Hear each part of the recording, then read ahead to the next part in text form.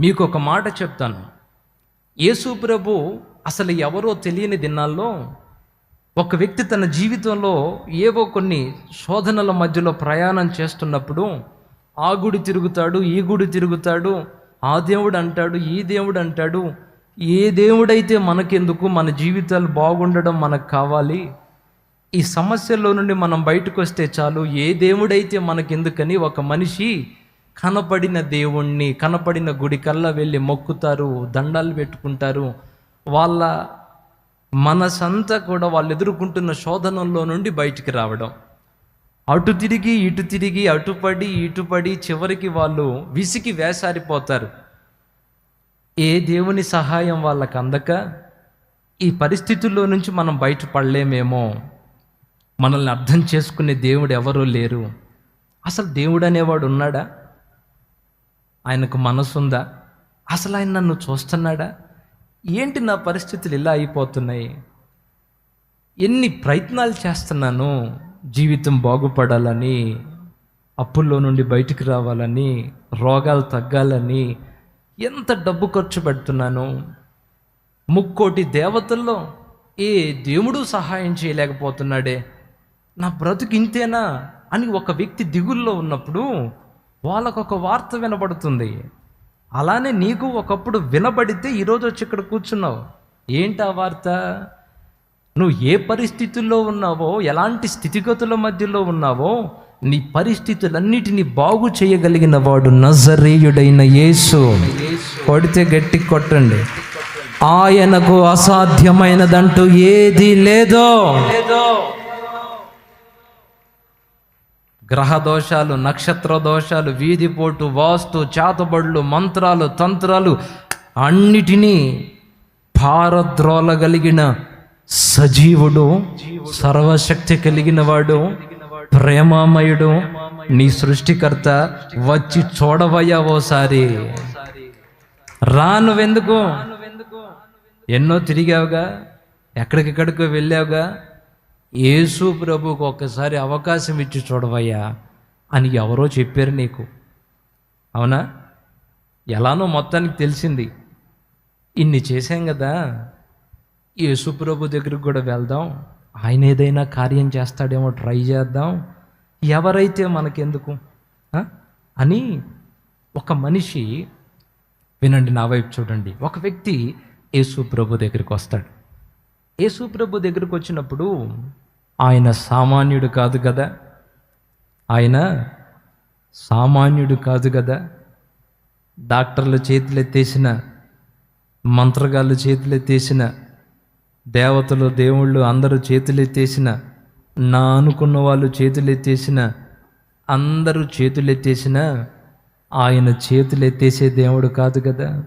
ఒక్కసారి ఆయన సన్నిధిలోకి అడుగు పెట్టిన తర్వాత మానవాతీతమైన అద్భుతాలు చూసి, స్వస్థతలు పొందుకొని, మనశ్శాంతి పొందుకొని ఒక నెమ్మదిని చూస్తాడు ఒక మనిషి. వినండి, స్తోత్రం చెప్పండి గట్టిగా. మొత్తానికి యేసు ప్రభు ఇట్లాంటి దేవుడు కాదు, గొప్ప దేవుడు ఆయన.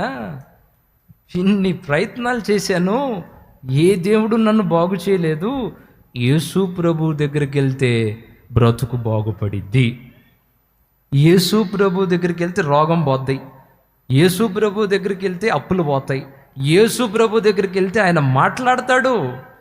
మాట్లాడకుండా మౌనంగా ఉండే దేవుడు కాదు ఆయన. సూటిగా, తేటగా, నన్నే చూస్తూ, నన్నే గమనిస్తూ నాతో మాట్లాడతాడు ఆయన. ఆయన ఆరాధనలో ఆయన సన్నిధి ఉంది అని ఏదో దేవుని సన్నిధికి రాగానే దేవుడు ఏం చేస్తాడో తెలుసా? మొట్టమొదట ఆ వ్యక్తికి తన ప్రేమను పంచుతాడండి. నా సన్నిధికి వచ్చు వానిని నేను ఎంత మాత్రమో త్రోసి వేసేవాడిని కాదు. నువ్వు ఏ పరిస్థితుల్లోనైనా రా, ఒక అద్భుతం అయితే నువ్వు చూస్తావంతే, ఒక మేలు అయితే నువ్వు పొందుకుంటావంతే. ఇక్కడ కూర్చున్న మిమ్మల్ని, దైవజనులను ఒక మాట అడుగుతున్నా, అలా ప్రారంభంలో మనం వచ్చి స్పష్టమైన దేవుని కార్యాలు చూసే కదా దేవుణ్ణి భక్తి చేయడం మొదలుపెట్టింది. వాస్తవమే అన్న 2 చేతులు ఎత్తి స్తోత్రం చెప్పండి. ఏమండి, ఏమేలు లేకుండా మనము ఎందుకు వస్తాం చెప్పండి?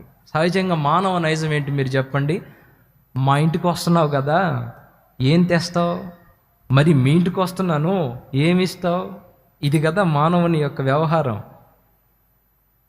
పోయేటప్పుడు ఒడి చేతులతో పోవటం కాదు, వచ్చేటప్పుడు నాకేంటి, ఈ పని చేస్తే నాకు వచ్చే ప్రయోజనం ఏంటి, నాకేం మేలు కలిగిద్ది, నాకెలాంటి మేలు దొరికిద్ది అనే కదా.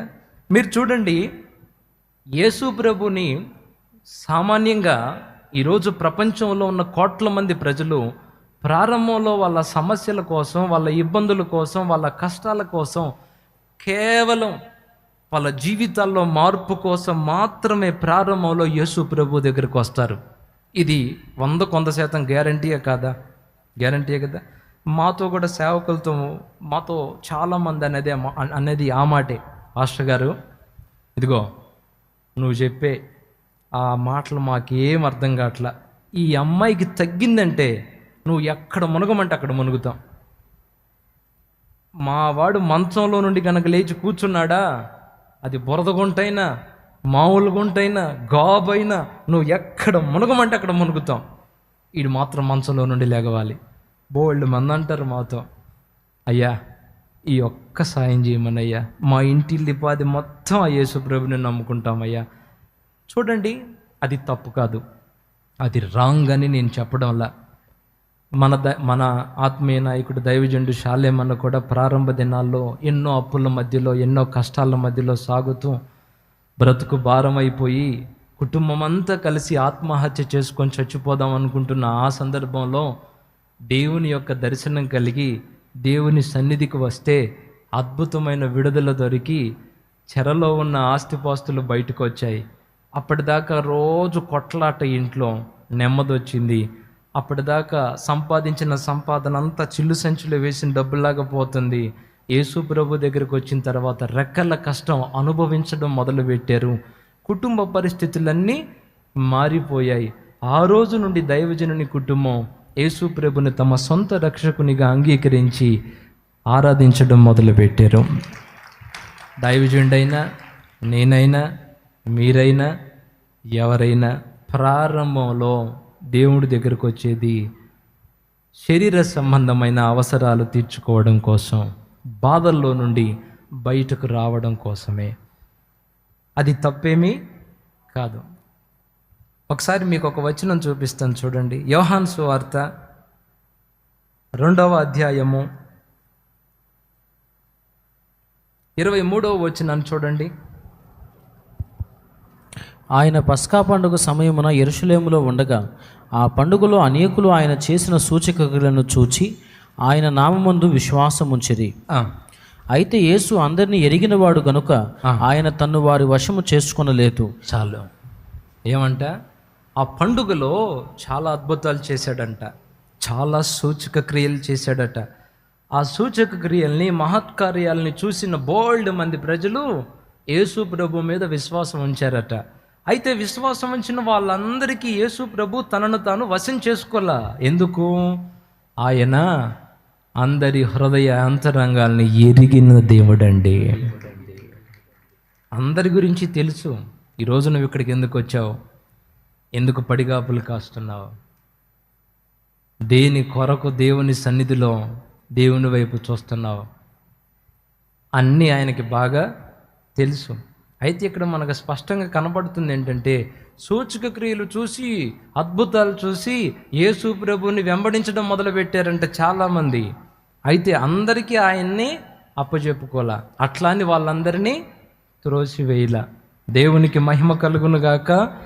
ఈరోజు నా ప్రియ దేవుని బిడ్డలారా, ఇక్కడ కూర్చున్న మనందరం, మిమ్మల్ని ఇందాక నేను ఒక మాట అడిగా, దేవుణ్ణి మీరు ప్రేమిస్తున్నారా అంటే అందరూ ముక్త కంఠంతో చేతులెత్తి చెప్పారు, మేము దేవుణ్ణి ప్రేమిస్తున్నామని. అయితే ఆ ప్రేమలో మీరు ఏ రకమైన ప్రేమతో తండ్రిని హత్తుకుంటున్నారు? మీ ప్రేమ రొట్టె ముక్కల కోసం వచ్చిన ప్రేమ, అద్భుతాన్ని బట్టి వచ్చిన ప్రేమ, మేలులు జరుగుతాయని వచ్చిన ప్రేమ, అది దేనికి సంబంధించింది? ఒక మాట చెప్తాను, ఇందాక చెప్తూ ఆగాను. అట్లా దేవుని సన్నిధికి వచ్చిన వ్యక్తితో దేవుడు మాట్లాడతాడు, ఆయన ప్రేమను పంచుతాడు. బాగు చేస్తాడు, స్వస్థపరుస్తాడు, బుద్ధి నేర్పుతాడు, కంచె వేసి కాపాడుతాడు, ముందుకు నడిపిస్తూ ఉంటాడు. రోజులు గడిచే కొద్దీ దేవుని కార్యాలు మనం అనుభవిస్తూ ఉంటాం. దేవుడు మనకు అర్థమవుతూ ఉంటాడు. అర్థమైనప్పుడు మన భక్తి పెరుగుతూ ముందుకెళ్తుంది. మనం ముందుకు వెళ్ళిపోతూ ఉంటాం. దీనికి ఉదాహరణగా మీకు అబ్రహాముని గురించి చెప్తాను. అబ్రహాముకు ఏదైనా కొదువు ఉందా? భౌతికంగా రాజుకున్నంత ఐశ్వర్యం కలిగిన వాడు అబ్రహాము. దగ్గర దాపుగా 318 మంది పని వాళ్ళు ఉన్నారు ఇంట్లో. మిమ్మల్ని ఓ మాట అడుగుతున్నా, మీ ఇంట్లో ఇక్కడ కూర్చున్న వాళ్ళల్లో మా ఇంట్లో ఓ 10 మంది పనోళ్ళు ఉన్నారయ్యా అన్నోళ్ళు చేతులు ఎత్తండి. అంట్లు తోమడానికి ఒకరు, బట్టలు ఉతకడానికి ఒకరు, ఇల్లు గడగడానికి ఒకరు. 10 మంది మా ఇంట్లో రోజు పనోళ్ళు ఉన్నారు, మేము ఆ 10 మందికి జీతాలు ఇస్తుంటాం అన్నోళ్ళు ఎవరైనా ఉన్నారా? కనీసం 5గురు కూడా లేరా? కనీసం 2, కనీసం ఒక్కళ్ళకి మొత్తానికి ఒక్కళ్ళని సంపాదించుకున్నారు. కానీ అబ్రహాము దగ్గర ఎంతమంది పనుల్లో తెలుసా? దగ్గర దాపుగా 318 మంది దాసులు ఉన్నారంట. అంటే అబ్రహాము క్యాడర్ ఏంటో ఒకసారి మీరు అర్థం చేసుకోండి. 318 మంది అంటే ఒక ఊరే తనతో పాటు ఉంది. చాలా పశువులు ఉన్నాయి, చాలా ఐశ్వర్యవంతుడు, రాజుకున్నంత ఐశ్వర్యం ఉంది. అయితే ఆయనకు ఒక్కటి కొదువు ఉంది. ఏంటి ఆ కొదువ? మీరు చెప్పాలి, ఏంటి ఆ కొదువ? సంతానం లేదు. దేవుడు ప్రత్యక్షమై ఏమన్నాడు? నేను నీకు డబ్బు ఇస్తానన్నాడా? పనులను ఇస్తానన్నాడా? నేరుగా ప్రత్యక్షమై ఏమన్నాడు తెలుసా? అబ్రహామా, నువ్వు గనక నేను చెప్పినట్లుగా అడుగులు ముందుకు వేస్తే నిన్ను ఆశీర్వదించి జనములకు నిన్ను తండ్రిగా చేస్తాను, నీ నుండి సంతానం కలిగేటట్టు నేను చేస్తాను, నీకు పిల్లలు పుట్టిస్తాను, నేను చెప్పినట్టు వింటావా? తప్పకుండా ప్రభువా, తప్పకుండా. దానికోసమే నేను పడుతున్న తిప్పలు ఇవన్నీ. ఇంత సంపాదించాను, ఒక్క వారసుడు లేకపోతే ఈ ఆస్తి అంతా నా పెద్దదాసుడు ఎలియాజరు వశమేగా. మనశ్శాంతి లేదు. గనుక యేసయ్య, ఈ రోజు నుండి నువ్వే నా దేవుడివి. నేను నీ మాట చొప్పున అడుగులేస్తున్నా. ఎటు వెళ్ళమంటావు? నేను నీకు చూపించే ప్రదేశానికి పదన్నాడు. భార్యని, పనోళ్ళని, ఆస్తిపాస్తుల్ని తీసుకొని తండ్రి ఇంటిని విడిచిపెట్టి దేనికోసం ప్రయాణం అయి వెళ్ళాడు? ఒక్క బిడ్డ కోసం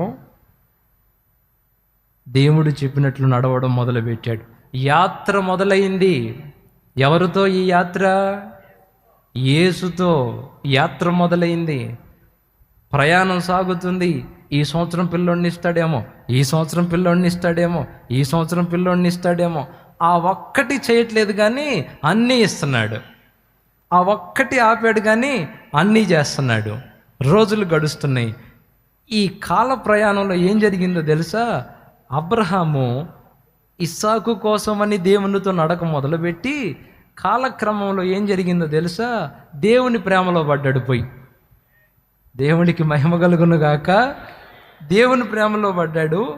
దగ్గర దాపుగా 25 సంవత్సరాలు ఆపి ఆపి ఆపి అప్పుడు ఇచ్చాడు ఒక బిడ్డ. దాకేమో అబ్రహాము గుడారపు వాకిట కూర్చొని ఆయన కోసం వస్తున్న యేసయ్య కోసం కన్నులతో వెతుకుతూ ఉండేవాడు. కానీ పిల్లోడు పుట్టాడుగా, లేక పుట్టాడుగా, కాలు కింద పెట్టకుండా అల్లారు ముద్దుగా పెంచుకుంటున్నాడు. ఆ మధ్య ఒక గ్రంథం చదివా, ద బుక్ ఆఫ్ హానోక్ అని. అందులో ఒక మాట ఉంది, అది అపోక్రిఫా, అంటే అప్రమాణిక గ్రంథం అయినప్పటికీ కూడా యోధా గ్రంథంలో హానోకు ప్రవచన గ్రంథం, ప్రవచించాడని మాటలు ఉన్నాయి. కాబట్టి దాంట్లో ఏమని అన్నాడంటే, యోబు గ్రంథంలో ఎలాంటి డిస్కషన్ అయితే జరిగిందో అబ్రహాము దగ్గర కూడా అలాంటి డిస్కషనే జరిగింది అని అందులో రాశారు. అది ప్రామాణికం అని చెప్పట్లేదు కానీ జస్ట్ గుర్తు చేస్తున్నాను నేను అంతే. ఈ సైతాను లేదా దేవుడికే అసలు ఇప్పుడు అబ్రహాము ఇంతకాలం నాతో నడిచిన నడకంతా ఇస్సాకు కోసమా? తన భక్తి ఆ ఇస్సాకుతోనే ఆగిపోయిందా, లేదా నిజంగా నన్ను ప్రేమిస్తున్నాడా? తన ప్రేమ యొక్క నాణ్యత ఎలా ఉందో టెస్ట్ చేయాలనుకున్నాడు, పరీక్షించాలనుకున్నాడు. 25 సంవత్సరాల తర్వాత పిల్లోడినిచ్చి కొంతకాలం ఆగిన తర్వాత ఈసారి దేవుడు ఏమడుగుతున్నాడో తెలుసా?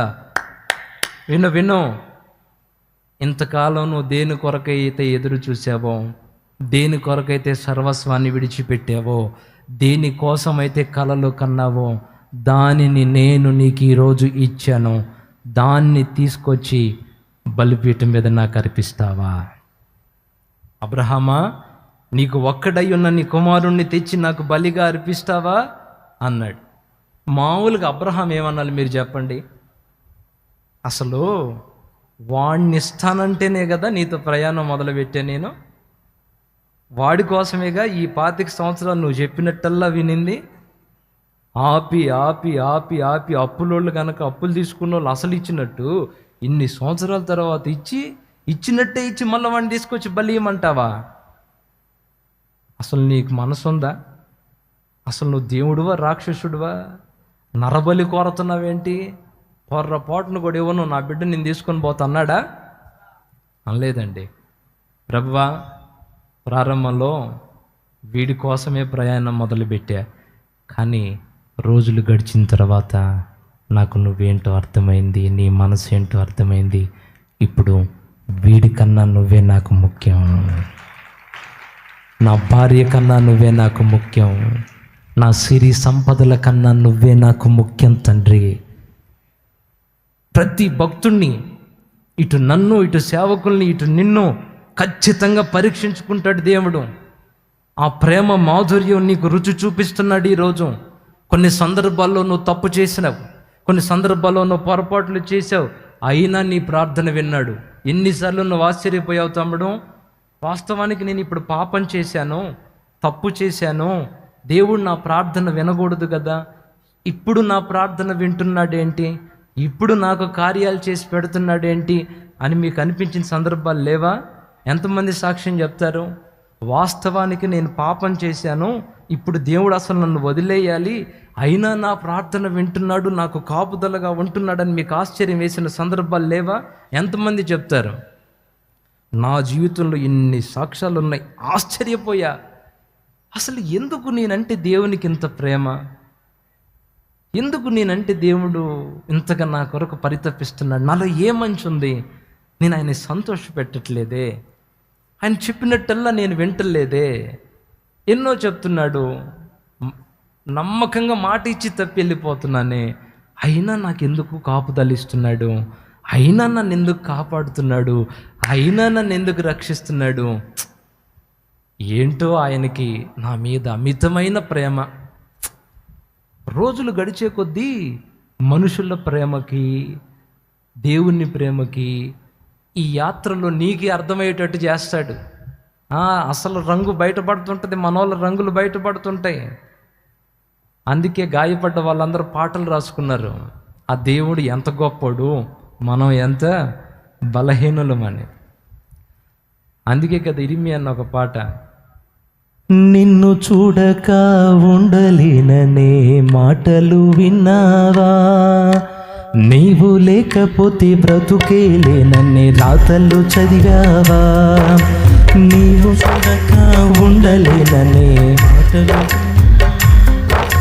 నీవు లేకపోతే బ్రతుకే లేననే రాతలు చదివావా, ప్రేమంటేనే తెలియని మనుషుల గారడి చెల్లెమ్మా, ప్రేమ పేరుతో మోసపోతే అది ఆరడి బ్రతుకమ్మా, ప్రేమంటేనే తెలియని మనుషుల గారడి చెల్లెమ్మా, ప్రేమ పేరుతో మోసపోతే అది ఆరడి బ్రతుకమ్మా, నీతి మాలిన మనుషుల ప్రేమ నిజమనుకోకమ్మా, ఎండమావిలో ఎన్నడుదా తీరది చెల్లెమ్మా, కళ్ళ ఎరుగని తెల్ల పౌరమ పైకెగిరావా, కఠినమైన ఈ లోకపు పోకడ కానక ఉన్నావా, నీ కొరకే తన ప్రాణము పెట్టిన ప్రేమను చూడమ్మా, నిన్ను చూడక ఉండలేని ప్రేమే నిజమమ్మా, నీ కొరకే తన ప్రాణం పెట్టిన ప్రేమను చూడమ్మా, నిన్ను చూడక ఉండలేని ప్రేమే నిజమమ్మా, అందరూ నిన్ను మరచిన గాని మరువని స్నేహితుడే, కొందరిలాగా మధ్యలో నిన్ను విడువని ప్రేమికుడే. అందరూ నిన్ను మరచిన గాని మరువని స్నేహితుడే, కొందరిలాగా మధ్యలో నిన్ను విడువని ప్రేమికుడే. రక్తం పోసి ప్రేమ లేఖ నీకు రాసిన నీ ప్రియుడే, రక్షణనిచ్చి రాణిగా చేసి యేసురాజు గనుడే. కళ్ళ ఎరుగని తెల్ల పావురమ పైకెగిరావా, కఠినమైన ఈ లోకపు పోకడ కానక ఉన్నావా. హల్లెలూయా. ఈ పాట పాడుతుంటే చాలామంది చెల్లెమ్మల కళ్ళ వెంట కన్నీరు, ఎందుకంటే వాళ్ళకి అర్థమైపోయింది. కొంతమంది తమ్ముళ్ళ కళ్ళ వెంట కన్నీరు. మనుషులు వాళ్ళ ప్రేమలు, వాళ్ళ ఆప్యాయతలు, వాళ్ళ మమకారాలు ఎంత నమ్మదగినవో అర్థమైపోయి ఈ పాటలు పాడుతున్నప్పుడు గుండె నలిగి కళ్ళమ్మటి కన్నీళ్ళు వస్తున్నాయి. ఎందుకు? నిజమే, ఏ మనుషుడు నమ్మదగినవాడు కాదు. యాత్ర మొదలైంది. ఈ యాత్రలో మనుషుల ప్రేమ ఏంటో కూడా మనకు అర్థమవుతుంది. ఈ యాత్రలోనే దేవుని ప్రేమ రుచి చూపిస్తున్నాడు మనకి. దేవునికి మహిమ కలుగునుగాక. ఒక్కొక్కసారి నేను ఆలోచిస్తే, యేసయ్య ఎంత గొప్ప దేవుడు అవుతండి, ఎంత బంగారు తండ్రి నాయన. నాతో ఒక యాత్ర మొదలుపెట్టావు, నన్ను ఒక ప్రత్యేకమైన వ్యక్తిగా గుర్తించావు. నా పరిస్థితులు చూస్తున్నావు, నా కంటతడిని తుడుస్తున్నావు. నేను నలిగిపోయి బాధపడి దుఃఖంతో ఉంటే, బిడ్డ బాధపడద్దు, ఎందుకు బాధపడుతున్నావు, నేనున్నానుగా అని వెన్ను తడుతున్నావు. ఒంటరి వేళల్లో, గుండె నలిగిన సమయాల్లో నా హక్కును చేరి నాతో మాట్లాడిన నా తండ్రి, నీకు స్తోత్రమయ్యా. ఆయన సామాన్యుడు కాదు. ఈ మార్గం మధ్యలో ఆ ప్రేమ నాకు అర్థమైంది, మీకు కూడా అర్థమైంది. అందుకే ఎక్కడ ఉన్నారు. హల్లెలూయా, హల్లెలూయా. అందుకే కదా శాలేమన్న పాట పాడాడు, యేసయ్య నీ ప్రేమ మాధుర్యము రుచి చూచిన జన్మయే ధన్యము. యేసయ్య నీ ప్రేమ మాధుర్యము చప్పట్లు. రుచి చూచిన జన్మయే ధన్యము. ఆత్మీయుడాని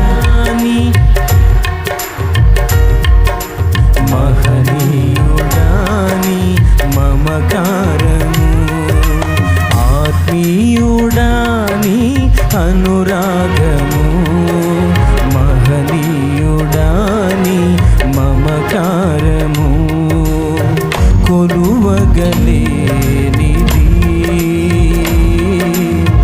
కొలతకు రానిది. యేసయ్య నీ ప్రేమ, యేసయ్య ప్రేమ రుచి చూసిన సంఘమా, రుచి చూచి మనసారా ధన్యము, ధన్య జీవులైన వారు. యేసయ్య నీ ప్రేమ మాధుర్యము, స్తోత్ర చూచిన జన్మయే ధన్యము. హల్లెలూయా. నిన్ను తిప్పలా, అట్లా చావబోతుంటే నేను వెనక్కి తిప్పలా. ఎన్నిసార్లు నువ్వు ప్రార్థన చేస్తే నీ ప్రార్థనలు వినలా? నా అనుకున్న వాళ్ళు నీ సాయం చేశారా? పడిగాపులు కాసావుగా, తిరిగావుగా, అయ్యా అయ్యా అయ్యా అయ్యా అయ్యా నా వైపు చూడండి అయ్యా, నాకు సాయం చేయండి అయ్యా. కాళ్ళు కాళ్ళు కొట్టుకొని తిరిగి తిరిగి విసిగి వేసారిపోయి దిక్కు లేక వచ్చి దేవుని సన్నిధిలో దిక్కిక నీవే అంటే, ఎన్నిసార్లు నిన్ను హక్కున చేర్చుకొని తన ప్రేమను పంచి నీ జీవితాల్లో కార్యాలు చేశాడు. చేయలేదా? నీకు తెలియదు? నడుస్తున్నాడు, యాత్ర సాగుతుంది. నీ ప్రేమ ఓ స్థాయికి వచ్చింది. దేవుడు కోరుతున్నాడు, ఏదో ఒక కారణంతో ముందు వచ్చావు కదా, నేనేంటో నీకు అర్థమయ్యేటట్టు చూపిస్తాను. రోజులు గడిచే కొద్దీ నువ్వు కొన్ని కోరుకుంటుంటావు, ఆ కోరికలు తీరుస్తుంటాడు ఆయన. ఆ మధ్య మేము విమానం ఎక్కాం, ఫ్లైట్ ఎక్కాం. అది అలా గాల్లోకి వెళ్ళిన తర్వాత పైనుండి కిందకు చూస్తే అసలేం కనపట్ల. నాకు మతిపోయింది.